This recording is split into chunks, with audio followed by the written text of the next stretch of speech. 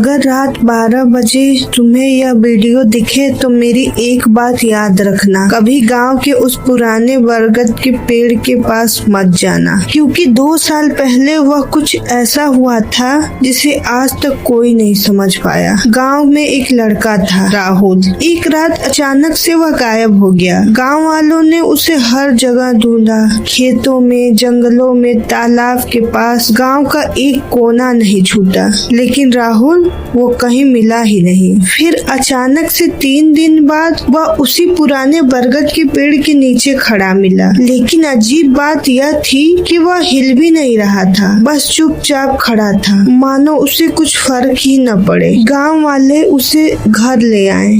जब उससे पूछा गया कि उस रात क्या हुआ था, तो राहुल ने जो बताया उसे सुनकर सबके रोंगटे खड़े हो जाएंगे। उसने कहा, उस रात मैं रास्ते से गुजर रहा था, तभी मुझे लगा जैसे कोई पेड़ के ऊपर मुझे देख रहा है। मैंने डरते डरते ऊपर देखा। बरगद की सबसे ऊंची डाल पर एक औरत बैठी थी, लेकिन वह समान तरीके से नहीं बैठी थी। वह डाल से उल्टी लटक रही थी। उसके लंबे काले बाल जमीन तक झूल रहे थे और उसकी आंखें तो बिल्कुल ऐसी थी जैसे लाल रक्तों से सनी हो। राहुल डर गया और भागने लगा, लेकिन तभी राहुल के पीछे किसी ने धीरे धीरे जमीन पर उतरने की आवाज आई। वह पीछे मुड़ के देखा तो वह औरत उसके ठीक पीछे खड़ी थी। उसके चेहरे पर एक अजीब मुस्कान थी, मानो वह कितनी ही डरावनी हो। वह बोली, इतने साल बाद कोई मुझे देखने आया है। तभी राहुल की नजर